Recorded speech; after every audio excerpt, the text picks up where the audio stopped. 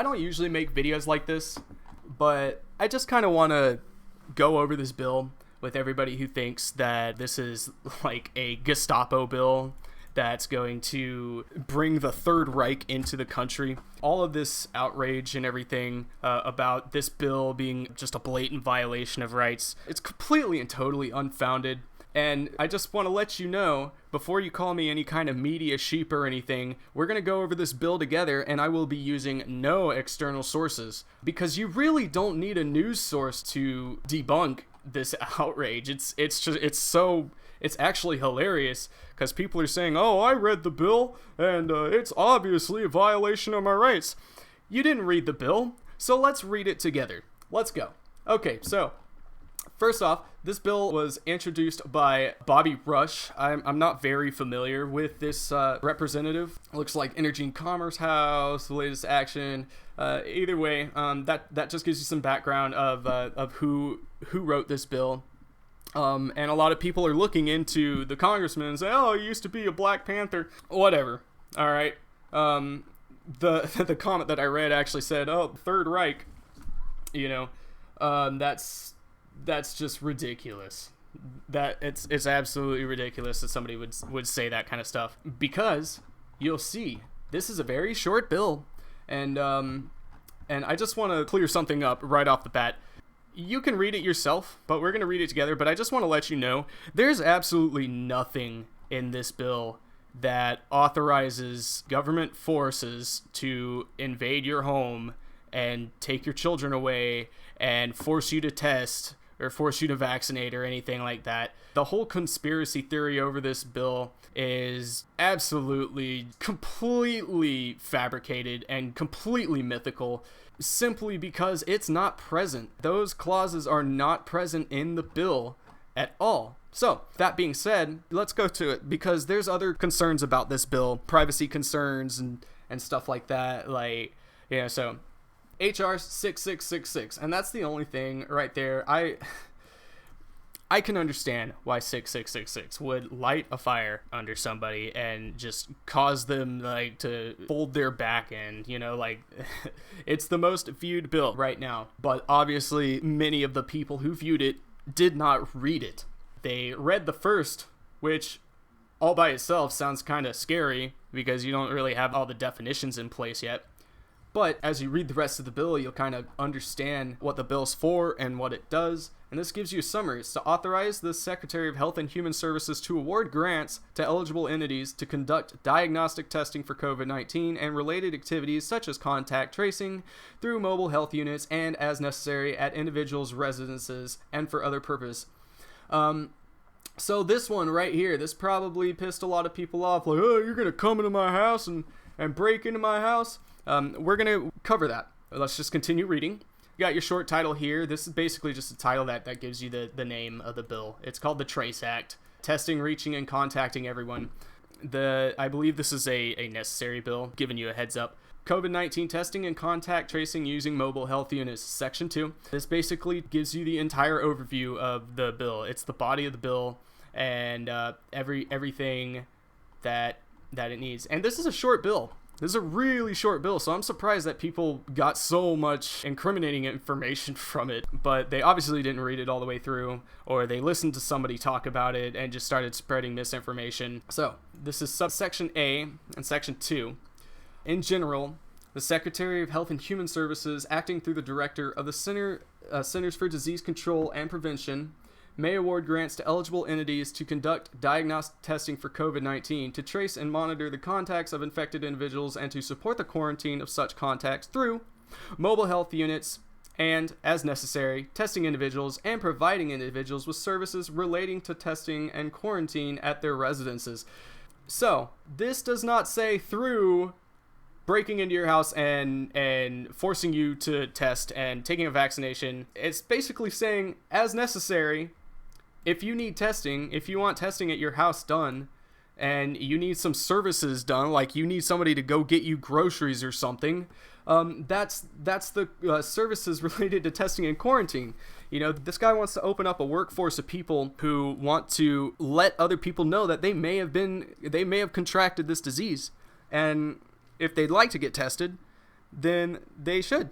You know, it's all optional. There's nothing in here that's forcing anyone to do anything. This is just a funding bill. Subsection B of Section 2, permissible use of funds.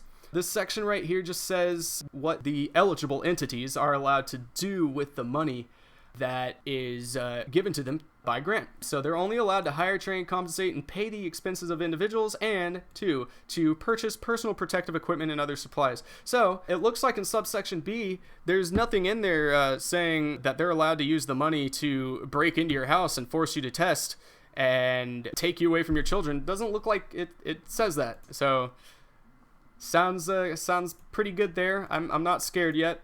Priority. So this priority clause, or subsection, sorry, it just tells you who's first in line in receiving the grants before the secretary can allocate money where he sees fit. Number 1, applicants proposing to conduct activities funded under this section in hotspots and medically underserved communities, and 2, applicants that agree in hiring individuals to carry out activities funded under this section, to hire residents of the area or community where the activities will primarily occur, with higher priority among applicants described in this paragraph given based on the percentage of individuals to be hired from such area or community.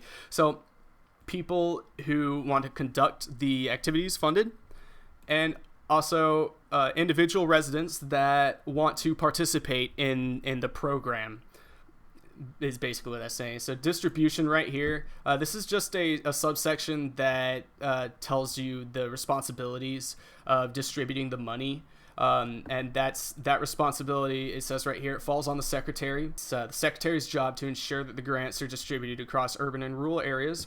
And this is actually the most important subsection in the entire bill in regards to the privacy concerns. E, federal privacy requirements. Nothing in this section shall be construed to supersede any federal privacy or confidentiality requirement, including the regulations promulgated under Action 264C of the Health Insurance Portability and Accountability Act of 96. This is HIPAA. So this pretty much tells you HIPAA laws are still in place here.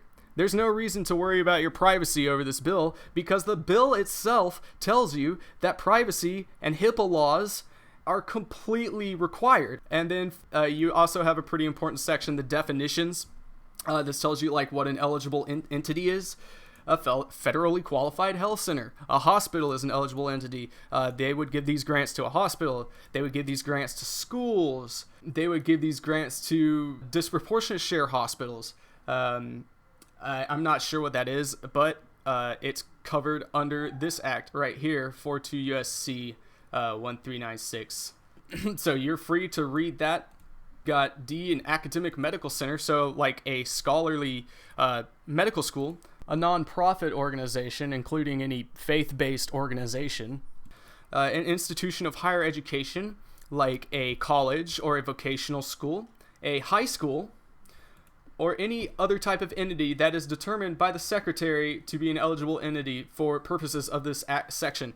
And you might say like, oh, well, so the secretary gets to decide who gets the money and who doesn't. That's not fair. Well, it is what it is. This is the secretary, you know, they have a job to do, and this bill is necessary. And we'll explain why this bill is necessary. The term emergency period has the meaning given to the term 1135 in the Social Securities Act. You can go to Social Securities Act and read that one. And just so you know, guys, this is on congress.gov. Congress.gov right here. I just want to confirm with you guys that, hey, this ain't no bullshit. This is the actual bill that's being proposed that everybody's freaking out about. You've got the term hotspot, meaning a geographic area where infection with a virus that causes COVID-19 exceeds the national average. So they're talking about places where COVID is really focused. If you live in like a rural town where nobody has any infections, or you live in like a nice little suburban community and you got, you know, there's like 2 cases in your whole community, you're probably not going to be seeing one of these mobile units. These mobile units are delegated specifically to the hot spots and the medically underserved communities. So the term medically underserved community has a meaning given to that term in 799B of the Public Health Services Act.